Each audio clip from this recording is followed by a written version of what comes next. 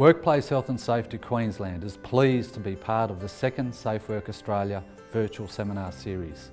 Last year we shared our focus of working directly with industry to progress the work health and safety agenda in Queensland.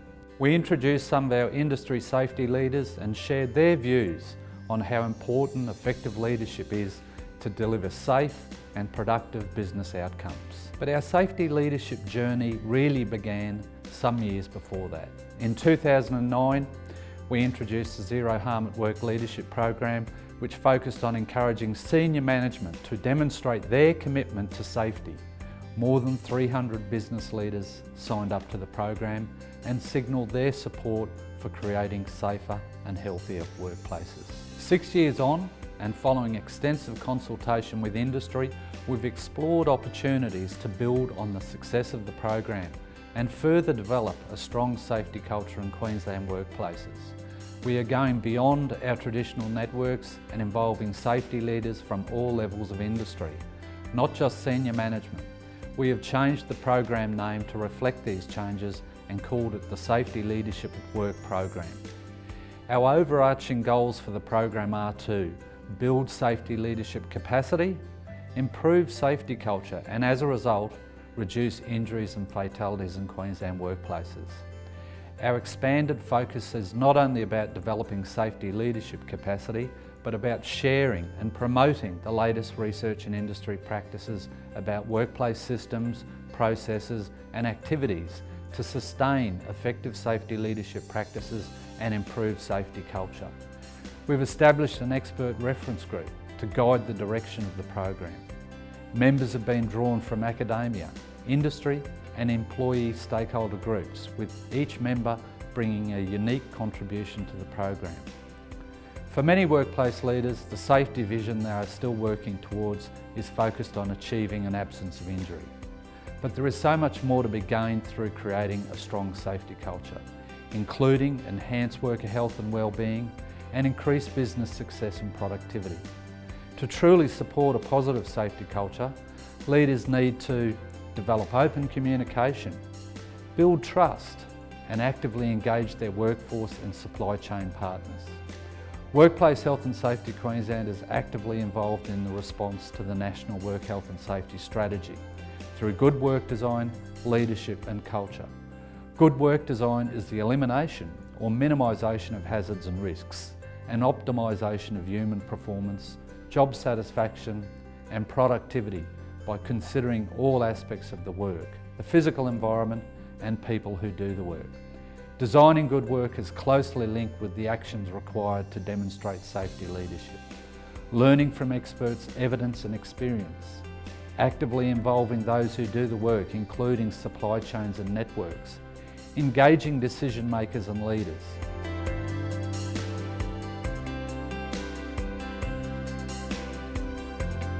The same principles and practices underpin our approach to the Safety Leadership at Work program.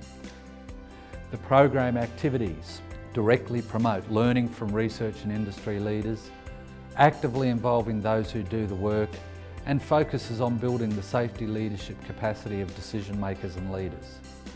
Join me now as we hear more about the approaches the program is taking to building safety leadership and cultural practices, contributing to good work design outcomes, and ultimately reducing injuries and fatalities in Queensland workplaces.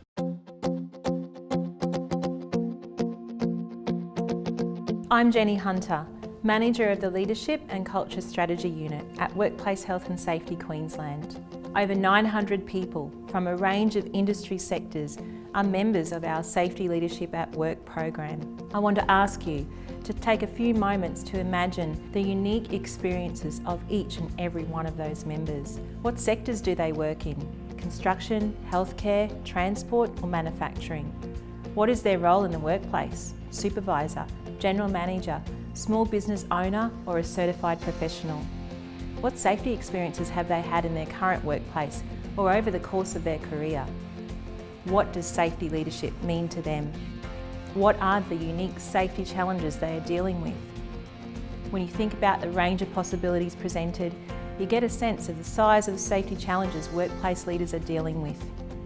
The Safety Leadership at Work program aims to help members address their safety challenges through tools and resources, events and learning from other safety leaders.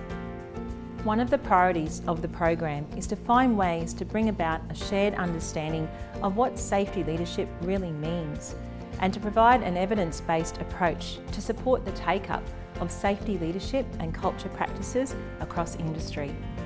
To meet these goals, we have developed a safety leadership and culture model that introduces the key influences and practices of safety culture.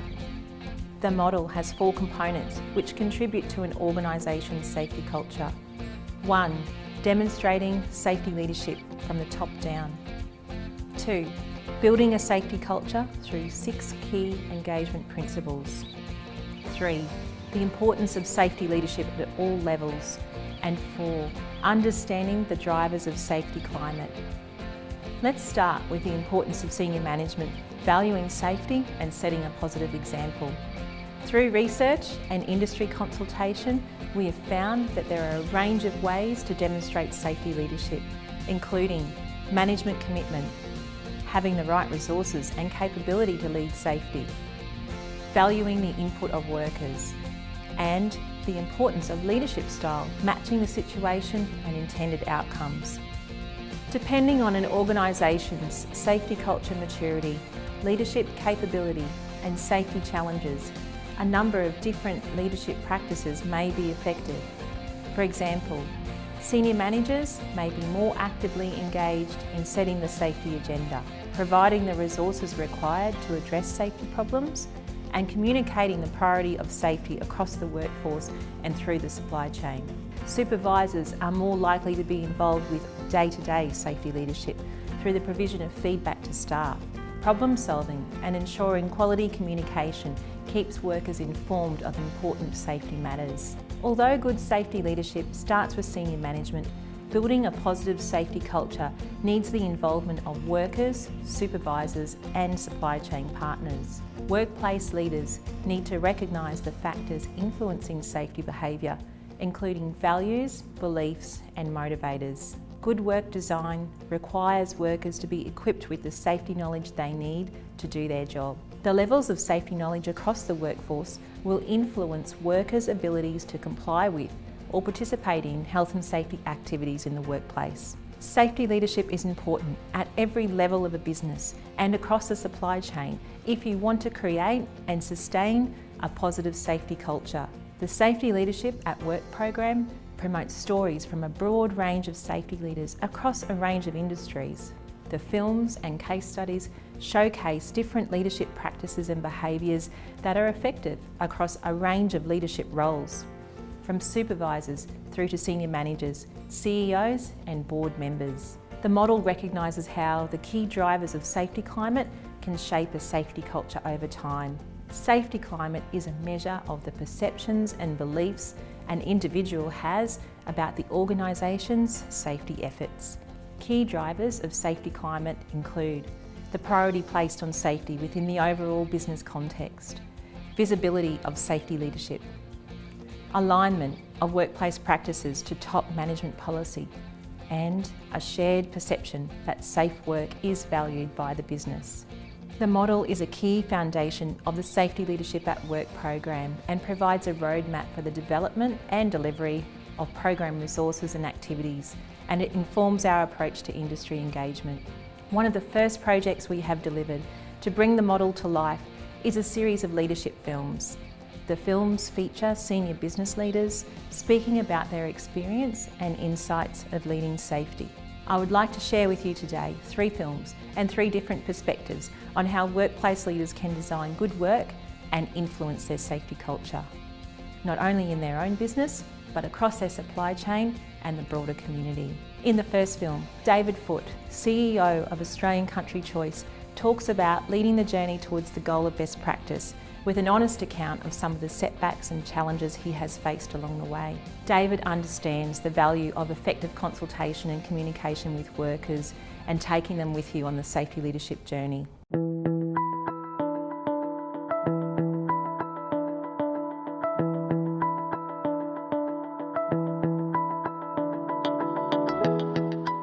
My name's David Foote. I'm the CEO of a family-owned company, Australian Country Choice, based in Brisbane but operating across most of southwestern Queensland. And here in Brisbane we have a meat processing facility that does primary processing, value adding, retail packing, and we employ 1,220 Queenslanders. I come to this industry after a lifetime in agriculture, being a farmer, but having had a short break as an underground miner in the nickel operations of the deserts of Western Australia, which was both life-changing in both monetary rewards and life-changing in my attitude toward two important parts of life now, safety and work practices. Whilst I only spent 11 and a half months as an underground miner, I actually lost 5 co-workers. We're actually attending a funeral therefore every 2 months and chipping in out of our weekly wage to widows who are probably my age as well, 23 or 24, and probably a kid in the pram or a kid on the way. So it's taken probably 30 years though for that to sink in and work out that doesn't have to be the norm.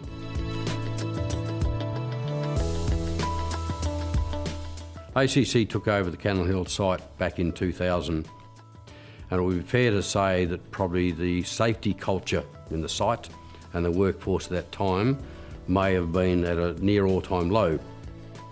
We entered here, well, I think with one of the worst insurance premium rates for work cover, and over the time we worked out that every impact we could have on reducing that actually was a financial benefit. So within 3 years of taking over the site, we actually managed to reduce our initial premiums by 50%. That financial benefit not only gave us more productivity and less lost time, it also created some dollars to start to develop some safety processes and importantly install some safety equipment across the site and maybe bring the site up, which has been here in existence for 90 years, to a more modern level of a workplace. Whilst ACC strives and we talk about best practice, we talk about leadership, we want to be at the front, we want to be a good role model, we're not perfect. We are not incident free. We've had 2 major incidents in the last 10 years that involved either a forklift incident here at the factory and a serious injury to a young lady, and we've had a more recent amputation of one of our feed mill operations out in rural. The amputation incident out of the feedlot, which is in quite a small workforce community where they all live together and work together, was dramatic. The district was flooded. We actually couldn't get any ambulances in or out. We couldn't get traffic in or out. The only helicopter in the district was 6 hours away. So we've actually had to provide medical assistance on site to a major amputation. And the emotional impact that had on staff is still telling today. In fact, some of our staff are still receiving counsel over that incident more than a year later. The incidents give you a constant reminder, are you doing everything that you can? Have you got every yellow line painted on the ground? Have you got every sign up that you can? Is your production management team really responding to your safety management team? Or are your safety people, are they just going around doing the tick and flick? Or actually being able to drive change cultures? But what you've got to do, you actually got to give your safety team the confidence that they are of equal importance and standing in your work structure as the production people. Taking workers for the journey and making it front of their mind is actually one of the greater challenges in business. Well, we actually have a stop for safety workday now as part of our practice. So over the last 5 years, we shut the factory down for 2 periods a day because we run 2 shifts. And we actually try, instead of the boss ear bashing them, because that's what bosses do, we actually bring in outsiders to try and deliver a message and a different message each year. So we stop the factory, they get lunch, and it's 500 people. It's not an easy process feeding 500 people. And we bring on a speaker. We've had Mal Meninga, he was safety ambassador. We're trying to use people other than the boss banging the table to get a message across that we actually care about you. And if we care about you, maybe you'd like to care about you a little bit more as well. The CEO in any organisation has to lead the safety challenge in their business. Otherwise, it's just lip service or people doing what they feel they have to do. If it doesn't come from the top, it'll take twice as long to get to the bottom. First thing is, don't give up. It's not easy. Don't do it because you have to, do it because you want to. But you aren't on your own. There's a whole group of business out there that are prepared to help and pitch in, so you're not on your own and it's worth doing. I'm pleased to introduce our next film featuring Mark Plummer, Senior Construction Manager for the Lend-Lease Sunshine Coast Public University Hospital. Mark has a simple formula for leading safety. Be clear about direction and expectations, use simple messages, and value the input of your subcontractors.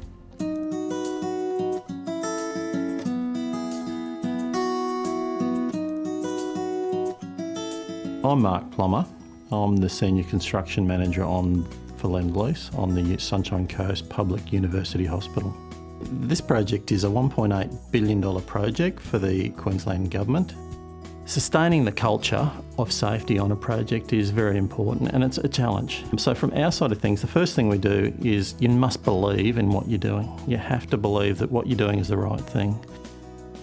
In achieving the first 1 million hours without a lost time injury, the management's component is only one part in the whole process. Our part is very much about setting the direction and the expectations that the team have to achieve. It's about making sure the message is very concise and simple in its delivery so people understand and can follow that direction.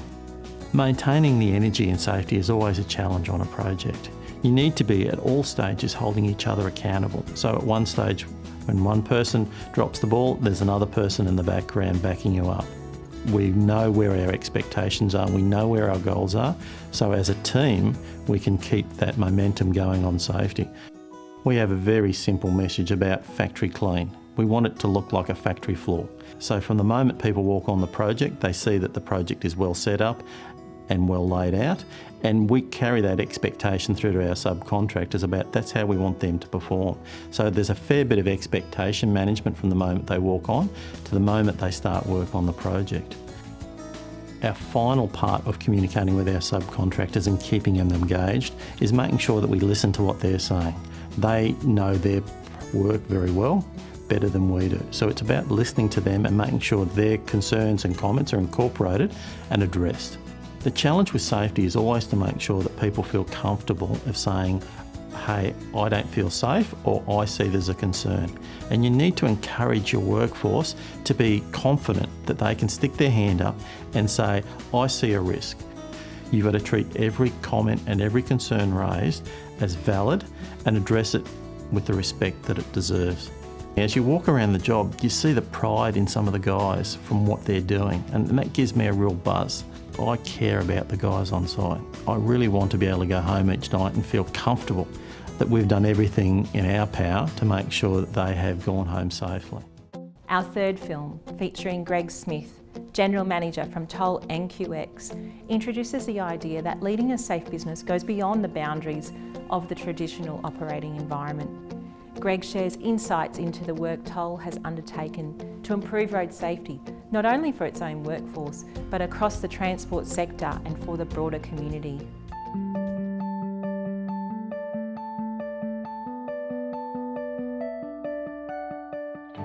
My name is Greg Smith. I'm the General Manager for Toll NQX. I've been with the business about 16 years now, and in my current role for about 13.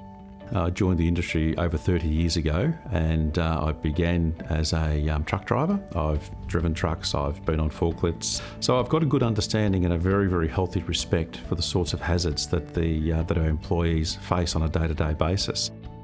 We are primarily a road transport company, but we also have significant services and a coastal shipping service.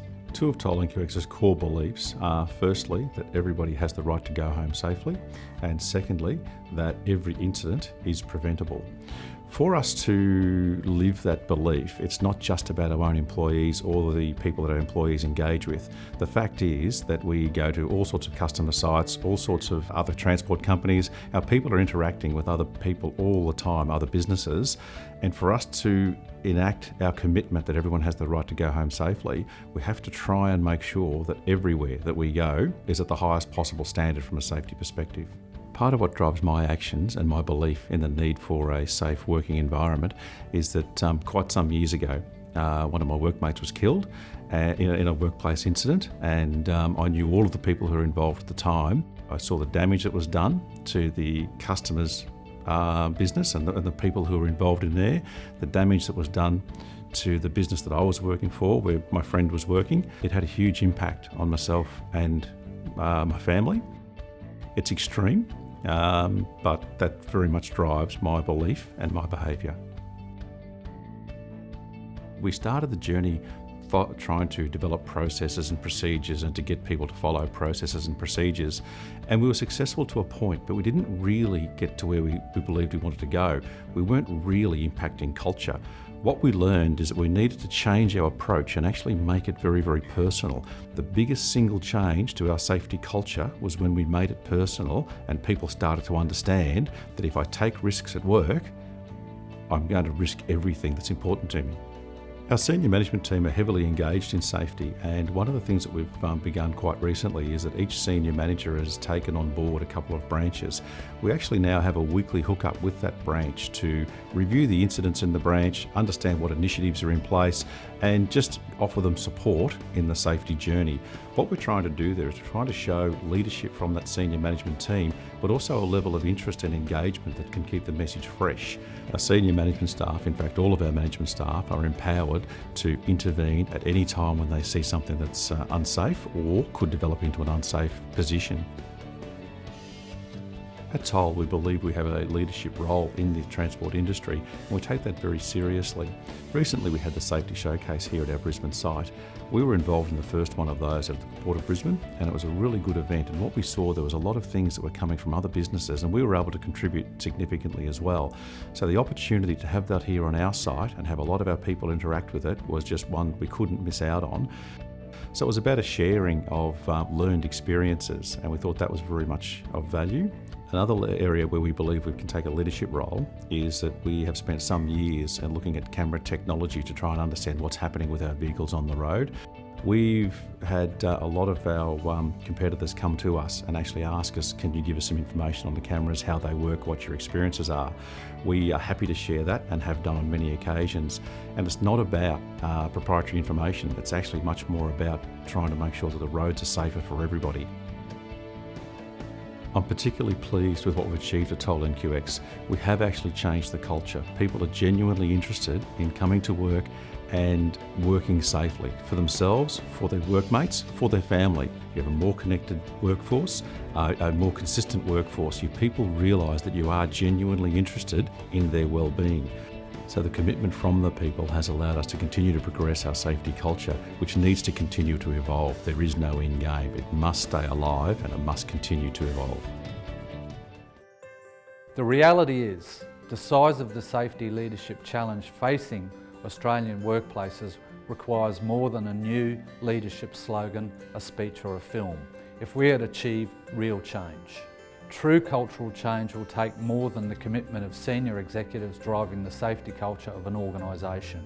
To achieve lasting change, leaders at every level of industry, from supervisors to managers, must take an active role in creating good work for those they are responsible for and be capable and confident of their ability to lead safety and engage with their workforce and supply chain partners.